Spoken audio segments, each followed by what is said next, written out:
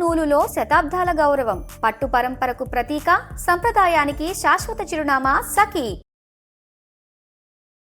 కొత్త సంవత్సరం అనగానే అందరికీ చాలా స్పెషల్గా ఉంటుంది. ఈ సంవత్సరం అన్ని రాసుల వారికి ఏ విధంగా ఉంది తెలుసుకోవాలని క్యూరియస్ ఉంటుంది. సో రైట్ నౌ నాతో పాటు స్టూడియోలో ఉన్నారు జ్యోతిష్య రత్న, జ్యోతిష్య చక్ర, వైభవ నిపుణులు డాక్టర్ రాళ్లపల్లి రవికుమార్ గారు. ఆయనతో మాట్లాడదాం.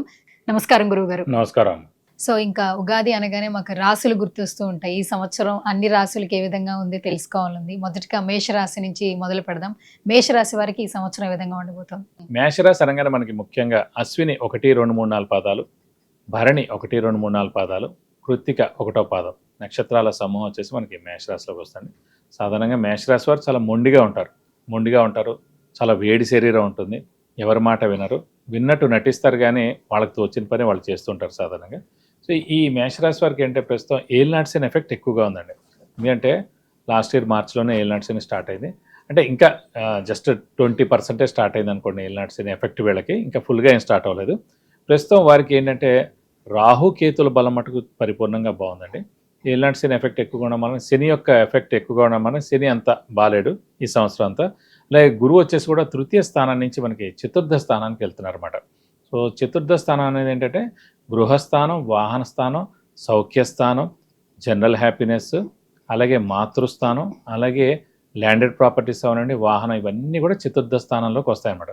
సో ఈ రిలేటెడ్ ఏవైనా వాళ్ళు ఆలోచిస్తే ఖచ్చితంగా ఇవన్నీ కూడా అవుతాయి. సో విద్యార్థులు ఉన్నారనుకోండి, వాళ్ళకి మంచి విద్య వస్తుంది, ఎందుకంటే ఉన్నత చదువుకోవచ్చు, మంచి ర్యాంక్ వస్తుంది, మంచి యూనివర్సిటీలో వాళ్ళకి సీట్ వస్తుంది. అలాగే ఫారెన్ ట్రై చేసి వాళ్ళైనా అక్కడ చదువుకోవాలనుకున్నా వాళ్ళకి ఖచ్చితంగా 100% వస్తుంది. అలాగే గృహం, వాళ్ళు ఎవరైనా అనుకుంటున్నారు ఈ సంవత్సరం గృహం కొనాలి లేదంటే స్థలం కొనాలని, 12 ఏళ్ళకి ఒకసారి అండి మన రాశి నుంచి చతుర్థ స్థానంలో కానీ మన రాశి నుంచి భాగ్యస్థానంలో కానీ గురువు వచ్చినప్పుడు సంవత్సరం కాలం పాటు అక్కడే ఉంటాడు. కాబట్టి ఆ సంవత్సరంలో ఎప్పుడైనా సరే మన గృహం కొనేందుకు అవకాశం ఉంటుంది. మేషరాశి వారి మటుకు ఈ సంవత్సరం ఖచ్చితంగా గృహయోగం ఉందని చెప్పుకోవాలి, అలాగే వాహనయోగం కూడా ఉందని చెప్పుకోవచ్చు.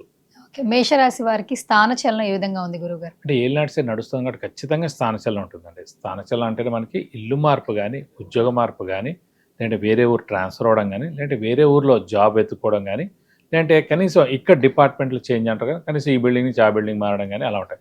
సాధారణంగా అంటే మనం స్థానచలనం జరిగినప్పుడు మనం మారితే మంచిది, ఎందుకంటే గ్రహాలతో పాటు మనం కూడా సంచరిస్తే మంచిదండి. లేదనుకోండి అయ్యో మన వైఫ్ ఎక్కడ ఉంది, మన పేరెంట్స్ ఎక్కడ ఉన్నారు, నేను అక్కడికి వెళ్ళి జాబ్ చేయడం కష్టాన్ని అనుకుని ఆపేసుకున్నారనుకోండి, ఒకసారి చాలా కష్టమైన టైంలో మనం వెళ్లాల్సి వస్తుంది. అప్పుడు నిజంగా ఇంట్లో ప్రాబ్లమ్స్ ఉంటాయి, ఆ టైంలో ఖచ్చితంగా మనం ట్రాన్స్ఫర్ అవ్వాల్సి వస్తుంది. కాబట్టి మనకి వచ్చిన అవకాశాన్ని సద్వినియోగం చేసుకుని మనం మారిపోవడం ఉత్తమం అండి. ఈ రాశి వారికి అంటే మెయిన్గా విద్యార్థులకు ఏ విధంగా ఉండబోతుంది ఈ సంవత్సరం? విద్యార్థులు ముఖ్యంగా ఏంటంటే చతుర్థ స్థానమే విద్యాస్థానం అంటారు. గురువు మనకి మెయిన్గా అంటే క్రియేటివిటీ కానీ, ఇంటెలిజెన్స్ కానీ, లాజిక్ కానీ, తెలివితేటలు కానీ, బుద్ధి కానీ, ఇవన్నీ కూడా ఇచ్చే గ్రహమే గురువు అండి. అలాంటి గ్రహం చతుర్థ స్థానం అంటే విద్యాస్థానంలో గురువు అక్కడ ఉంటాడు సంవత్సరం కాలం పాటు. కాబట్టి విద్యార్థులకు పట్టిందల్లా బంగారం చెప్పుకోవచ్చు. చెప్పకండి పోటీ పరీక్షల్లో నెగ్గడం, కాంపిటేటివ్ ఎగ్జామ్స్లో నెగ్గడం, ఏమైనా గవర్నమెంట్ జాబ్స్ రాసినా కూడా వచ్చేందుకు అవకాశాలు ఇప్పుడు చాలా బాగున్నాయన్నమాట. ఇదే 4th హౌస్లో గురువు ఉన్నందుకు.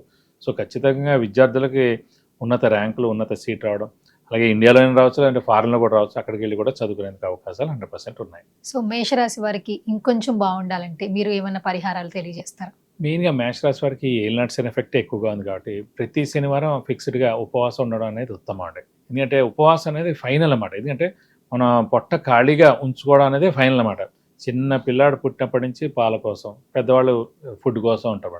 సో ఏ గ్రహం అయితే బాగాలేదో ఆ రోజు మనం ఉపవాసం ఉండడం చేత ఎలాంటి ప్రాబ్లమ్స్ అయినా కూడా అవన్నీ పక్కకు జరిగిపోయి మనకి బెస్ట్ రిజల్ట్ రావడానికి ఫస్ట్ ఉపవాసం ఉండడం, ఒక శనివారం రోజు వీలైతే రక్తదానం చేయడం. రక్తదానం చేస్తే కనుక దోషం ఎలాంటిది ఉన్నా కూడా తొలగిపోద్దండి.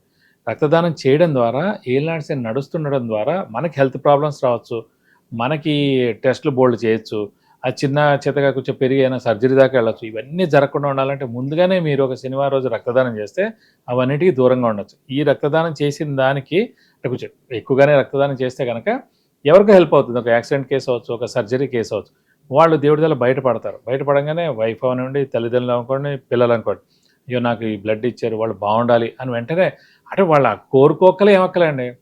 మనకి ఇప్పుడు ట్రాన్స్ఫర్ చేయగానే డబ్బులు అవతల వాడికి ఎలా క్రియేట్ అవుతాయి, ఆటోమేటిక్గా అనమాట. సో ఆటోమేటిక్గా దేవుడి అకౌంట్లో పడిపోయినట్టు మనం. సో వెంటనే మీకు ఇలాంటి సర్జరీ కానివ్వండి, దెబ్బలు కానివ్వండి, యాక్సిడెంట్ కాకుండా ఉన్నాయి, ఇవన్నీ జరగకుండా ఏడాదంతా ఉంటుంది. సో రక్తదానం చేయడం, శనికి 19,000 సార్లు జపం చేయించి, నల్ల నువ్వులు 200 గ్రాములు, ఒక 2000 వర్త్ గోల్డ్ ఐటమ్ దానం ఇస్తారు కనుక దోషం మొత్తం పోతుంది. అలాగే ఆంజనేయ స్వామి, వెంకటేశ్వర స్వామిని ఎక్కువగా ఆరాధిస్తే కూడా చాలా మంచిది. సో ముఖ్యంగా మటుకు శనికి మెయిన్గా పూజలు చేస్తే కూడా చాలా మంచిది.